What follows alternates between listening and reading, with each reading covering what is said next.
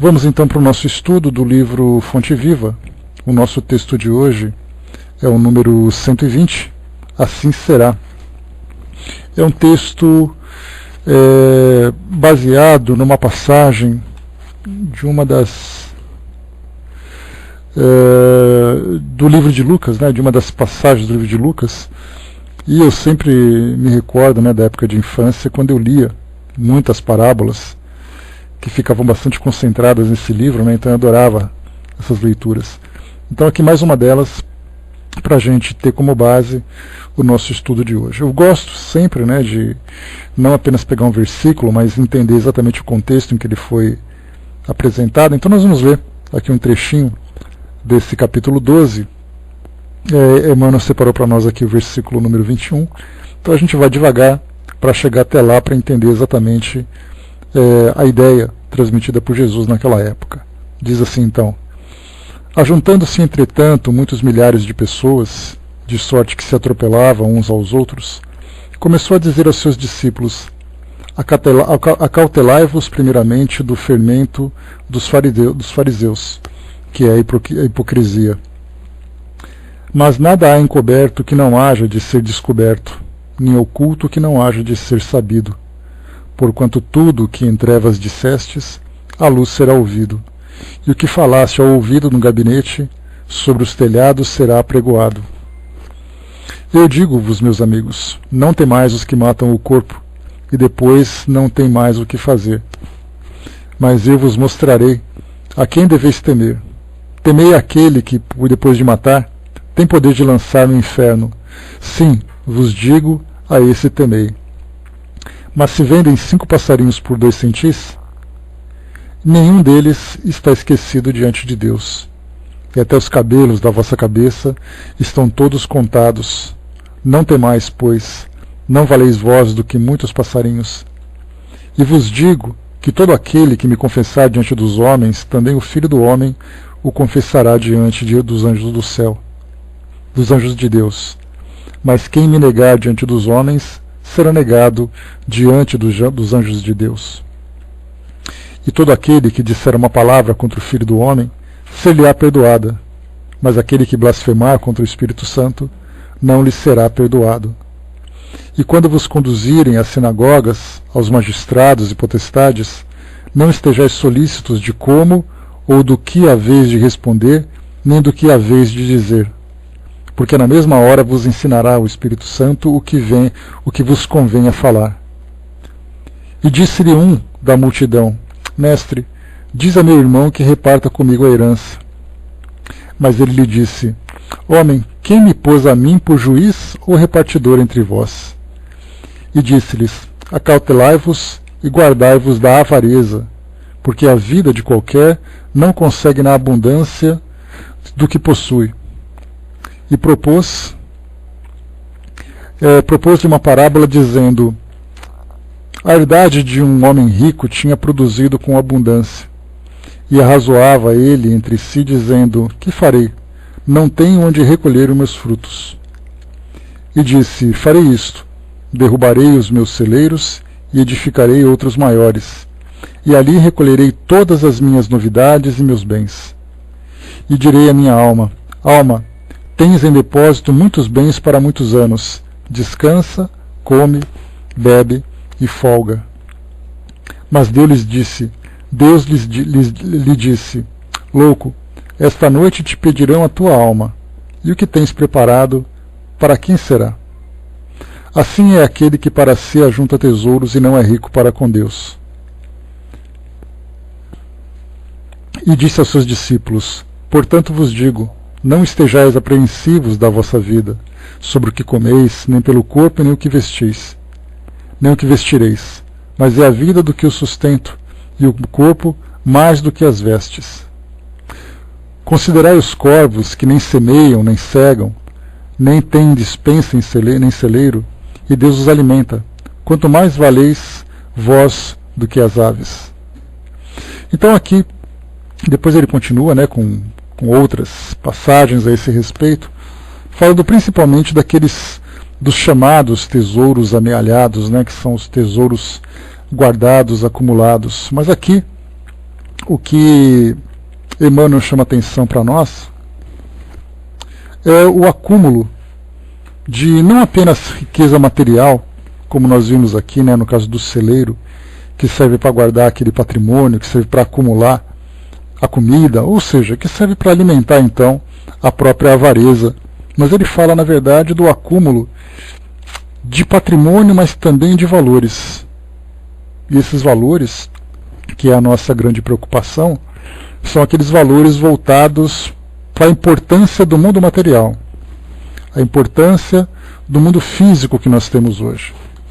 Por isso, então, as nossas reflexões vão girar em torno do nosso modo de viver, daquilo que nós trazemos, daquilo que nós cultivamos aqui no nosso mundo material.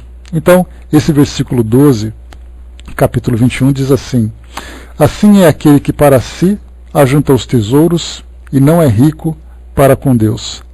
Então, essa riqueza junto a Deus é para onde nós temos que voltar a nossa atenção. Emmanuel separa então várias situações para nós analisarmos. Ele diz assim inicialmente: guardarás inúmeros títulos de posse sobre as utilidades terrestres, mas se não fores senhor de tua própria alma, todo o teu patrimônio não passará de simples introdução à loucura. A gente lembra que o apego, quanto mais enraizado ele se encontra, maiores são os distúrbios e desequilíbrios que eles acabam provocando sobre cada um de nós.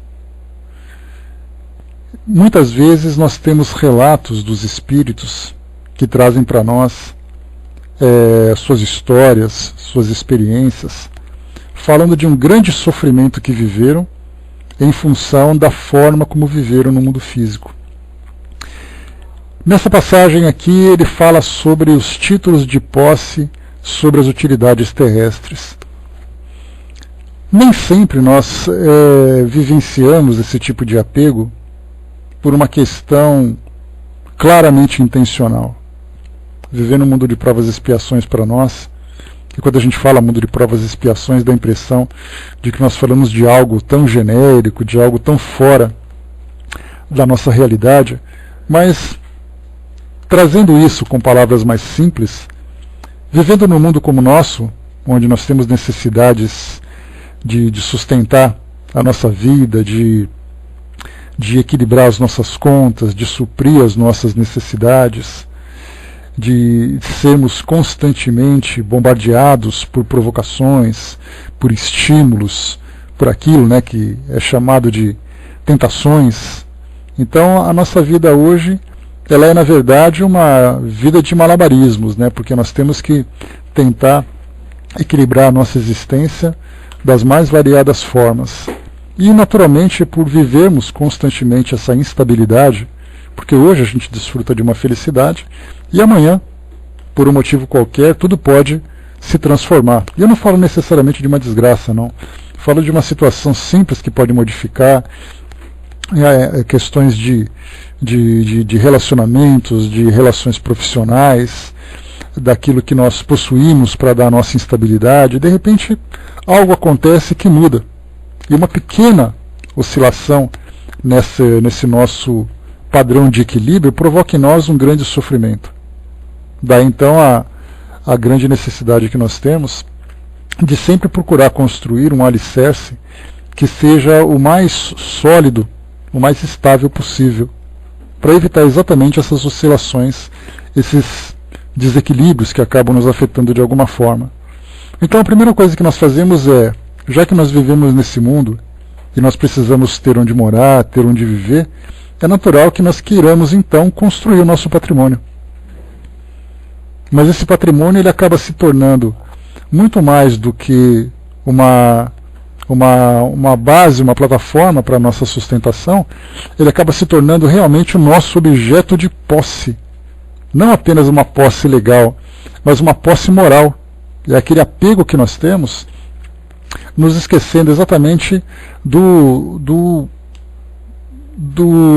tempo que nós estamos vivendo aqui, do objetivo de nós estarmos aqui. Então nós construímos esse patrimônio como se ele fosse nos pertencer eternamente. E ainda que ele faça parte da nossa vida durante alguns anos, se nós temos uma expectativa de vida de 70, 80 anos em média, aqui no Brasil a gente chega quase nos 75 anos em média, então nós construímos um patrimônio para durar 30, 40, talvez até 50 anos, para aqueles que conseguem desfrutar dessa tranquilidade desde o início. Mas então nós cultuamos então esse patrimônio como se ele fosse durar para sempre, como se nós fôssemos durar para sempre. E na verdade nós vivemos então com toda a nossa atenção voltada aqui para a vida no mundo físico e nos esquecemos da nossa existência e de todos os nossos compromissos voltados para o mundo espiritual. Por isso, então, quando ele diz para nós que guardarás inúmeros títulos de posse sobre as utilidades terrestres, nós falamos disso com relação a propriedades imóveis, de carros, de objetos, de um modo geral. Mas, ele chama atenção, se nós não formos senhor da nossa própria alma, todo esse nosso patrimônio não passará de simples introdução à loucura. E quando ele fala sobre essa loucura, é exatamente essa desarmonia, esse desequilíbrio que nós sofremos em virtude dessa necessidade quase que insaciável de ter e de possuir. E quantos são os espíritos que, ao desencarnarem, não se conformam de deixar para trás aquilo que construíram e passam por esse processo de loucura. É um desespero incontrolável, é um sofrimento que parece que não tem fim, porque não é algo que possa ser oferecido para ele, é algo que deve ser transformado de dentro dele, por dentro dele. E pelo fato dele não então aceitar essa mudança, ele vai perpetuando cada vez mais esse desequilíbrio. E quanto mais tempo ele vivencia isso, mais grave se torna, mais profunda é a sua doença. Então, inicialmente, temos que pensar na forma como nós nos relacionamos com as nossas posses, ainda que sejam as mais simples, porque elas, muitas vezes, se tornam motivo de desavenças gravíssimas entre as pessoas. Aliás, a maior parte dos atritos que nós temos hoje aqui no nosso mundo se dá exatamente em virtude de posses, em virtude daquilo que eu tenho, daquilo que o outro tem, ou daquilo que eu tomo do outro, ou daquilo que o outro toma de mim. Nós lembramos, por exemplo, quando se fala nessa questão de loucura em virtude dessas posses terrestres, de uma proporção maior, basta a gente lembrar que grande parte das guerras que aconteceram no nosso mundo, destruindo vidas, e destruição não no sentido de extinção, mas no sentido de provocar o desequilíbrio, de provocar o sofrimento, de destruir as estruturas construídas no nosso mundo, de destruir afetos, de destruir relacionamentos, tudo isso se deu, na grande maioria das vezes, por causa de uma propriedade, por causa de uma posse. Então, se isso acontece numa proporção maior, quando se fala nas guerras de proporções mundiais, nós temos que lembrar que muitas vezes acontecem guerras dentro do nosso círculo íntimo, por causa exatamente dessas posses. Então o exercício da simplicidade, o exercício da humildade para nós, sem deixar de lado a segurança que nós precisamos, são fundamentais. Vivemos aqui no mundo, temos o patrimônio que nos dá essa segurança, mas sempre vivendo com equilíbrio, sem o excesso, somente aquilo que para nós é necessário, sem destruirmos e sem permitirmos que sejamos destruídos por aquilo que simplesmente diz respeito ao mundo material. Continua: multiplicarás em torno dos teus pés maravilhosos jardins da alegria juvenil. Entretanto, se não adquirires o conhecimento superior para o roteiro de amanhã, a tua mocidade será a véspera da ruidosa da verdadeira velhice. Aqui já fala sobre a forma como nós vivemos as nossas vidas, o estilo de vida que nós temos, os prazeres que nós buscamos em determinadas fases da nossa vida. Para muitos, inclusive, essa juventude, essa fase juvenil, onde nós começamos então a abrir as nossas asas, começamos a descobrir o mundo em todas as suas facetas, tanto nos prazeres que a vida pode oferecer, nos relacionamentos, nas aventuras, em toda a adrenalina que o mundo pode oferecer. Nós então vivemos aquela fase inicial e depois vamos amadurecendo, vamos assumindo mais responsabilidades. Para muitos essa fase dura um pouco mais. Nós temos aí adolescentes vivendo irresponsavelmente durante muito tempo com seus 50, 60, 70, 80 anos de idade. Vivendo irresponsavelmente sem entender o sentido da existência. Então essa descoberta, esse espírito aventureiro que desperta em todos nós numa determinada fase da nossa vida, serve exatamente para a gente compreender os nossos próprios limites. Mas depois, quando chega, né, o ar da maturidade, nós começamos a entender que cada momento da nossa vida tem ali, né, cada fase da nossa vida tem o seu momento. E nós precisamos sempre amadurecer, porque somos espíritos em processo de amadurecimento. Então é muito interessante quando nós temos as nossas histórias juvenis para contar, as nossas aventuras. Mas se nós continuarmos ainda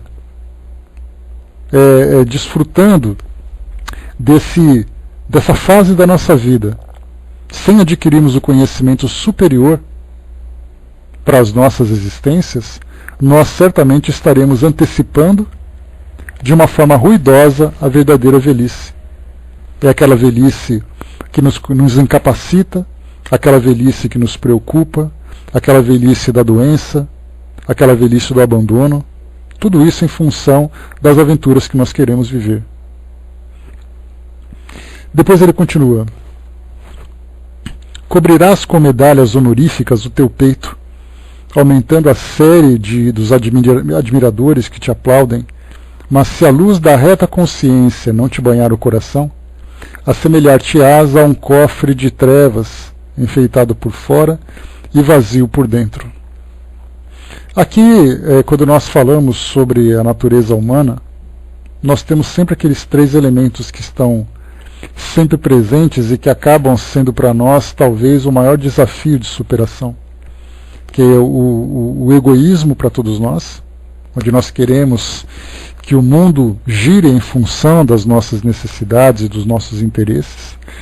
Nós temos a nossa vaidade, onde nós cultuamos a nossa aparência exterior, cultuamos também todos os cenários que são construídos em torno de nós para a nossa autovalorização, e temos também o nosso próprio orgulho, que é aquele sentimento que faz com que nós nos sintamos de fato valorizados.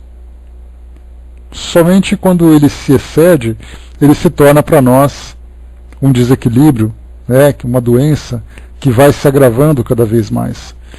E tendo esses três elementos, o orgulho, a vaidade e o egoísmo, nós sempre pensamos que, principalmente porque nós vemos o mundo a partir sempre da nossa própria perspectiva. Nós construímos as nossas ideias, então para qualquer lado que nós olhemos, para qualquer pessoa que nós direcionemos o nosso olhar, nós sempre teremos, o que é muito óbvio, mas muitas vezes não bem compreendido, nós teremos o nosso próprio ponto de vista a respeito de cada um desses elementos da nossa, que giram em torno de nós. E quando nós falamos sobre o nosso ponto de vista, nós temos que pensar exatamente se o nosso ponto de vista diz respeito a uma comparação, naquele sentido de competição, ou se nós estamos direcionando um olhar justo para cada um deles. Quando nós nos colocamos então no centro das atenções, como nós nos vemos como centro de tudo, capaz de avaliar aquilo que é certo ou que é errado de acordo com a nossa forma de entender o mundo, é muito natural que nós queiramos também que aqueles que se encontram em torno de nós nos olhem com a devida importância. É daí então quando se fala que cobrirás com medalhas honoríficas o teu peito, aumentando a série dos admiradores que te aplaudem, muitas vezes nós temos necessidade desse reconhecimento. É o nosso orgulho, a nossa vaidade, o nosso egoísmo que pedem isso, essa sede de nos tornarmos importantes. Quando se fala em estima, principalmente na autoestima, o nosso orgulho sempre diz que nós temos que nos sentir as pessoas mais importantes do mundo. Na verdade, o nosso orgulho diz que nós somos as pessoas mais importantes do mundo. E nós sofremos quando nós não recebemos esse reconhecimento. Nós nos olhamos no espelho e dizemos: eu sei que eu sou mais importante, a pessoa mais importante do mundo, mas por que que ninguém me reconhece dessa forma? Por que que ninguém me valoriza dessa forma? Então nós pedimos sempre, temos essa necessidade de termos esses admiradores. Porém, quando nós não começamos a tomar consciência de nós mesmos, fazendo com que esse orgulho, principalmente quando ele tem esse excesso negativo, se transforme na humildade, na simplicidade, quando nós temos aqui, como foi dito por Emmanuel, se a luz da reta consciência não te banhar o coração, aí nós nos tornaremos então aquele cofre de trevas, que é enfeitado por fora, com todos os elogios, com toda a aparência que nós apresentamos, porém vazio por dentro. Porque a partir do momento em que nós não temos esse reconhecimento, vem então aquela crise existencial, né? Mas o que será que eu fiz para não me sentir tão importante assim? Por que eu me sinto vazio por dentro? Quando nós falamos sobre a felicidade, que é um tema que para nós ainda é sempre desafiador de entendermos exatamente o que é a felicidade, tanto é assim que nós começamos a observar que cada pessoa se sente feliz do seu próprio modo, por aquilo que possui, por aquilo que construiu, pela posição que ocupa, por o momento que está vivenciando. Então cada um se sente feliz do seu próprio jeito. Mas nós sempre percebemos que essa felicidade, ela sempre está diretamente vinculada com alguma coisa que se encontra fora daquele indivíduo. Que está fora dele. Ele precisa daquilo para poder se alimentar. É como se nós falássemos sobre essa luz que se irradia sobre nós, a luz do sol, não a luz material que traz para nós o aquecimento, mas nós podemos pensar assim naquela luz, a luz a luz dos sentimentos, a luz das ideias, a luz do afeto. Então, assim como a própria felicidade, e também lembrando aquela passagem dos Evangelhos, quando se fala sobre deixar brilhar a vossa luz, nós lembramos que nós temos a nossa própria luz. Existe uma luz dentro de nós, em que nós começamos pelo alto amor, e depois esse amor se irradia em torno de nós.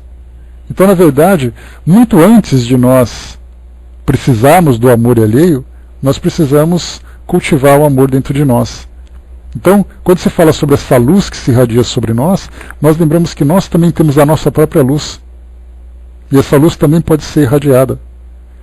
Então, desse tipo de felicidade, quando ela se encontra, infelizmente e essencialmente fora de nós, na verdade existe um vazio muito dentro de cada um. Simplesmente porque não consegue cultivar os próprios elementos que proporcionam a felicidade. Daí então nós nos tornamos esse cofre de trevas, que temos a aparência por fora, que enche os olhos e que engana, mas que na verdade existe um grande vazio por dentro. E é o que nós observamos hoje no nosso mundo, quando vemos que os profissionais, por exemplo, da área de saúde, falam que a depressão é o mal do século. Um século que começou, que já trouxe também os transtornos do século passado, né, que se findou recentemente, há apenas 15 anos. E aí então, essa grande depressão, ela é em função exatamente do estilo de vida que nós estamos adotando. Onde cada um quer viver do seu próprio modo, cada um quer viver individualmente, isoladamente, cada um esperando que o reconhecimento chegue até ele. Então, na verdade, nós estamos brigando. Quem é a pessoa mais importante do mundo? Todo mundo levantando as mãos, todo mundo se apresentando, se colocando na condição da pessoa mais importante do mundo. Só que, ao mesmo tempo que todos se sentem mais importantes, todos se isolam. Todos se sentem sozinhos. Não mais compartilhando valores, não mais compartilhando sentimentos. Cada um querendo viver do seu próprio modo. E esse estilo de vida, de correria, de necessidades, de dificuldades e até mesmo de interesses, porque não basta a gente simplesmente julgar o mundo, que a culpa é do mundo porque nós passamos por uma crise financeira. As pessoas estão vivendo individualmente. As opções que fazem são opções que valorizam apenas a si mesmas. Só que ao mesmo tempo, como eu falei para vocês, que nós nos sentimos individualmente mais importantes e os outros também se sentem, na verdade todos se sentem importantes e ninguém se sente importante. Ou melhor, todos se sentem importantes, mas ninguém dá importância. E aí então, por quê? Pelo fato de nós não conseguirmos crescer em conjunto, nós temos uma grande dificuldade de crescer coletivamente. E aí então começam a surgir todas as crises, todos os medos. Por que as pessoas têm medo hoje? Simplesmente porque elas se sentem que não podem contar com ninguém. Elas sentem que estão sozinhas. E se sentindo sozinhas, nascem naturalmente todas essas crises de medo, de ansiedade, de depressão. Todas essas crises existenciais, simplesmente porque as pessoas não sabem com quem contar. Não sabem com quem confiar. Em quem confiar. Exatamente porque durante muito tempo nós aprendemos isso. Nós somos os mais importantes do mundo e todos devem me reconhecer. Até chegar um momento em que ninguém reconhece ninguém, ninguém dá importância para ninguém, e aí então todos sofrem. Fletcher colocou, o ser humano sempre teve medo, mecanismo de defesa, proteção. Não, sim, esse medo sim, Fletcher. Mas eu falo para vocês muito mais de um medo psicológico, não um medo natural. Porque existe a autossobrevivência. A nossa autossobrevivência nos leva a essa prevenção de tomarmos cuidado e tudo mais. Mas o grande problema é que as pessoas estão se sentindo medo por estarem sozinhas. Porque o nosso mundo hoje começou a se dividir cada vez mais. Então são vários mundos dentro de um único mundo. E cada um querendo defender a sua fronteira, cada um defender o seu próprio patrimônio. Eu não vejo, não sei não, Silvia. O pior medo é de perder o emprego. Eu acho que não. As pessoas têm muito medo de se sentirem sozinhas. Eu acho que esse é o pior medo. Porque você perde o emprego, você arruma outro. Mas quando você está sozinho, você não tem com quem venha, vamos dizer assim, quem venha alimentar sua alma. E é daí que as pessoas entram nessa crise depressiva. A Fernanda colocou, hoje eu li uma frase que gostei muito, more no seu amor próprio, pois é complicado morar de aluguel nos corações alheios, verdadeiro sentido para o amor próprio, mas sem o egoísmo e o sentido de reciprocidade, mas o amar-se e amar o outro, sem nada querer, deixando fluir. Todos querem algo e no fim acabam frustrados. Todos querem tudo, mas todos ficam sem nada. Esse é um problema que a gente tem. E como eu falei para vocês, é claro que nós temos todo o agravamento de situações que acontecem à nossa volta. Mas nós pensamos assim que, se pensarmos, por exemplo, que fizermos uma comparação num país como o nosso, onde nós temos crises das mais diversas, crises sociais, crises políticas, crises econômicas. Então, mas quando nós falamos em países, por exemplo, bem desenvolvidos, lá também se sofre. Por maior que seja a estabilidade das pessoas, lá também se sofre. Se sofre pelo isolamento, se sofre pela solidão, porque a gente lembra que estar sozinho não significa estar solitário. As pessoas podem estar sozinhas por opção, mas se sentirem bem consigo mesmas. Outros estão rodeados de pessoas e se sentem solitários. Então nós percebemos que esses medos que vão surgindo acontecem exatamente pela forma como nós estamos vivendo hoje. E como eu tinha falado para vocês anteriormente, não é uma questão de opção, ninguém optou em viver assim. Nós simplesmente fomos vivendo por circunstâncias. Os nossos valores nos levaram a ter um mundo como o nosso. Aquela ideia, por exemplo, de podemos viver numa comunidade, vamos criar uma nova comunidade. A comunidade JDE, que aqui é a nossa salinha. Onde todos são fraternos, todos são atenciosos, todos são amigos de todos confiam em todos. Esse tipo de mundo paradisíaco hoje tem se tornado para as pessoas uma opção, mas uma opção construída quase que artificialmente. As pessoas se obrigam a viver assim. porque naturalmente elas começam de novo a se isolarem. O Zé colocou, né, em Brasília foi feita uma pesquisa sobre o grande número de igrejas evangélicas e descobriu ser devido à solidão, o abandono. Várias situações são assim, né, Zé? Não apenas instituições religiosas, mas instituições sociais. As pessoas estão tentando se socializar, não porque isso as leva naturalmente a isso, a esse tipo de relação, mas é porque elas precisam. Se tornou uma questão de necessidade, não uma questão espontânea de cada um. A Cristalina colocou, né, todos são importantes porque cada um é uma centelha, né, uns iluminam mais, os outros um pouco menos, uns mais, outros menos, né. E o detalhe é que, embora isso seja natural para nós, essa forma de viver que nós estamos vivendo hoje não nos dá essa conscientização. Até mesmo hoje, as próprias instituições que são religiosas, que devem fazer com que as pessoas se compreendam, se elevem cada vez mais, fazem um trabalho de individualização, onde cada um se salva individualmente. As pessoas não têm a preocupação de salvarem umas às outras, nesse sentido de dor, de sofrimento, como é colocado, né? Pelos dogmas religiosos. Né? Exato, Dalva, né? Bom dia. Né? Onde Deus é o dinheiro, há um preço a pagar. Então, na verdade, as pessoas, você vai ser salvo, mas o outro não vai. Então, nós estamos, na verdade, nos individualizando cada vez mais.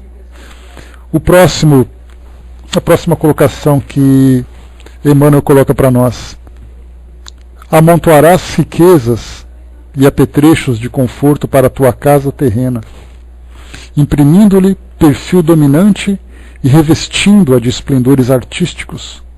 Contudo, se não possuíres na intimidade do lar a harmonia que sustenta a felicidade de viver, o teu domicílio será tão somente um mausoléu adornado. Aqui é importante a gente sempre lembrar que temos um cuidado muito grande com a aparência, um cuidado muito grande com o adorno do ambiente onde nós vivemos. Mas, na verdade, nós temos um lugar que muitas vezes traz uma beleza física, mas traz um silêncio, traz um vazio afetivo. Então, para nós realmente é assim. Eu contei para vocês certa vez uma história de um pai que levava seu filho para passear, e o filho tomava um refrigerante e, sem querer, a criança derrubou o refrigerante no carro. E o pai, então, descontrolado, bateu na criança, fazendo com que o carro se tornasse o seu maior valor, em detrimento do afeto da criança. Eu converso muito com a Miriam sobre isso, né, que trabalha com essa parte de design de interiores, dessa parte decorativa, dessa parte estrutural, e quantas vezes se gasta uma fortuna para transformar o ambiente e as pessoas vivem aquele silêncio afetivo, aquela frieza. É o ambiente vistoso, mas é um ambiente frio no sentido dos relacionamentos. Então, quantas vezes nós temos isso tudo? E é exatamente, Cristalina, essa ideia da sociedade de consumo. As pessoas estão se isolando e elas estão então investindo na satisfação daquilo que é exterior para elas, em vez de transformarem-se, fazendo aquela reforma íntima.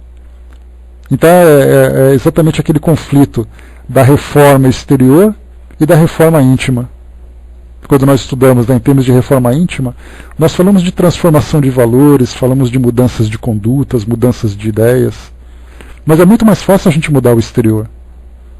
É muito mais fácil você tirar um objeto de um lugar e colocar em outro do que você silenciar a sua voz no momento em que ela deve ser silenciada, para não provocar dor, para não provocar o sofrimento de cada um, de uma pessoa próxima.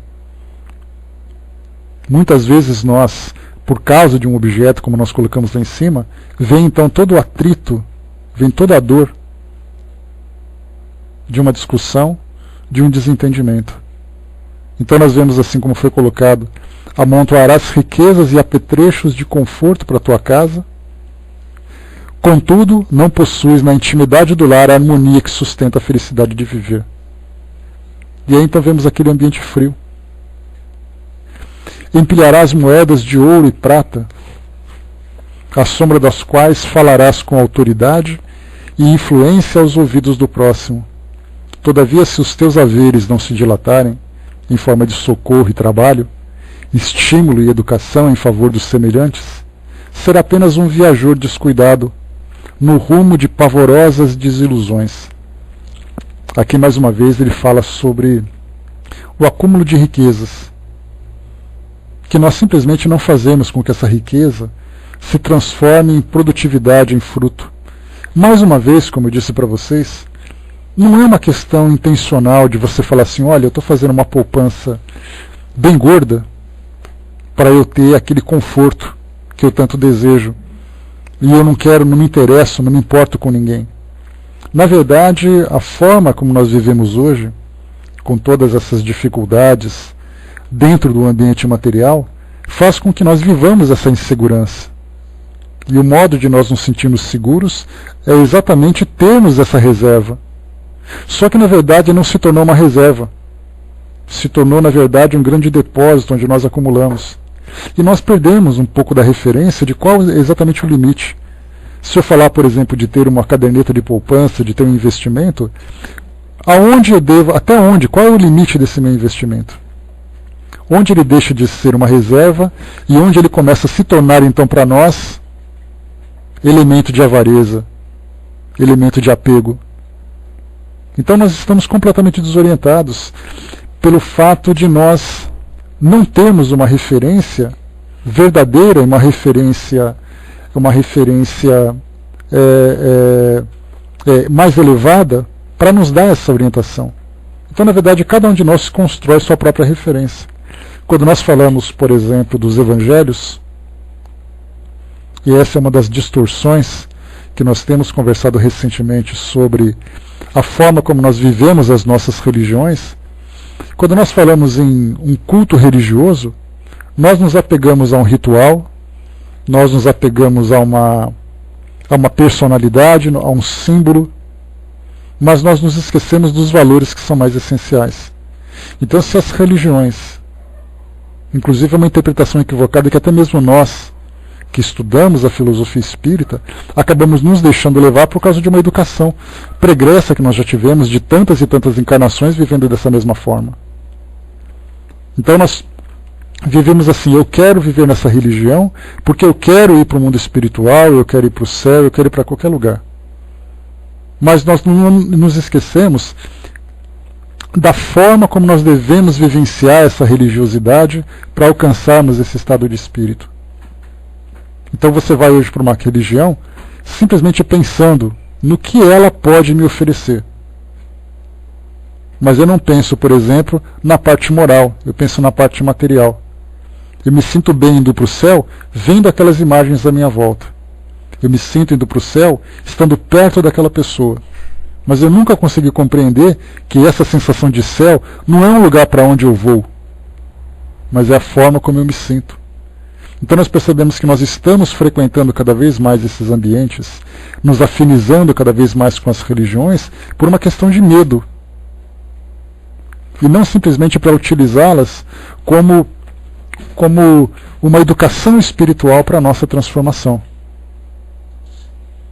Então, pelo fato de nós não termos essas referências, nós vivemos então dessa forma desesperada. De termos, de qualquer forma, de alcançar uma estabilidade, uma segurança. Nós não sabemos como viver. Como é que você vai viver tranquilamente, administrando o seu patrimônio, administrando o seu trabalho, pensando na sua vida a longo prazo, pensando em repartir aquilo que você tem tanto quanto possível para auxiliar aqueles que estão próximos? Esse individualismo faz assim, olha, eu vou me garantir individualmente, porque eu sei que se eu precisar, não vou ter quem me ajude. Eu não vou ter quem me ajude. Então, pelo sim, pelo não, eu prefiro me garantir. Só que cada um está garantindo a si mesmo. Ou garantindo a si, ou garantindo a sua família, mas não se preocupa com aquilo que tem à sua volta. Nós já chegamos até a falar sobre isso num dos nossos estudos, quando nós falamos sobre a questão da doação material, da caridade material. Muitas vezes nós não temos condições de oferecer mais daquilo que nós recebemos como resultado do nosso trabalho. mas nós podemos nos oferecer individualmente. Oferecer a nossa vontade, oferecer o nosso afeto, oferecer o nosso trabalho. No trabalho Fletcher.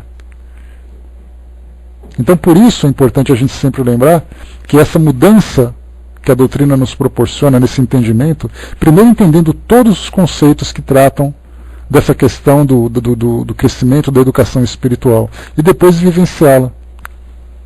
Quando nós falamos que fora da caridade não há salvação, e não como foi dito no passado, fora da igreja não há salvação, quer dizer, você tem que fazer parte daquilo para se sentir salvo. Na verdade, se você não se transformar, você não vai se salvar. E essa salvação, nós falamos exatamente a salvação do medo, a salvação da dor, a salvação do desespero, em busca da felicidade e da paz interior. Para fecharmos aqui, crescerás horizontalmente, conquistarás o poder e a fama, reverenciar-te-ão a presença física na terra, mas se não trouxeres contigo os valores do bem, ombrearás com os infelizes, em marcha imprevidente, para as ruínas do desencanto. Assim será todo aquele que ajunta tesouros para si, sem ser rico para com Deus. Então essa mensagem chama exatamente a atenção para nós. Estarmos no mundo sem sermos do mundo. Sermos previdentes, sermos cuidadosos, mas sem jamais deixar de sermos generosos, sem jamais deixarmos de sermos preocupados com as dores alheias. Porque muitas vezes pensamos assim, mas eu desejo me tornar assim, mas os outros não pretendem se tornar assim. Nesse caso é um problema dos outros. O nosso problema é nosso. Esse problema em especial diz respeito apenas a nós mesmos. Então quando nós falamos em felicidade, essa felicidade começa a crescer dentro de nós mesmos. E depois ela acaba sendo compartilhada com as pessoas. Essa então é a lição fundamental para nós. Assim será. É o título da nossa mensagem.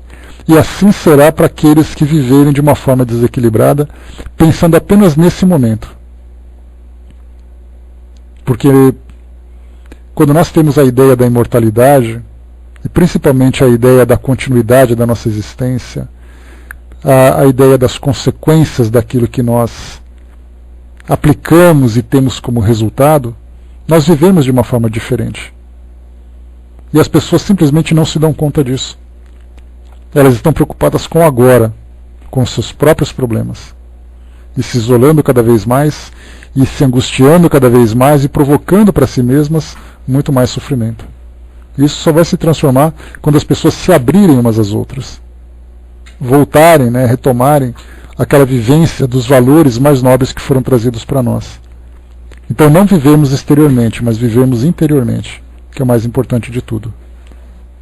Então é isso, pessoal, essa é a nossa mensagem de hoje, A Brisa chegou no finalzinho aqui do estudo também, mas não tem problema, fica para a faxina para não atrasar mais. E aí então encerramos por aqui o nosso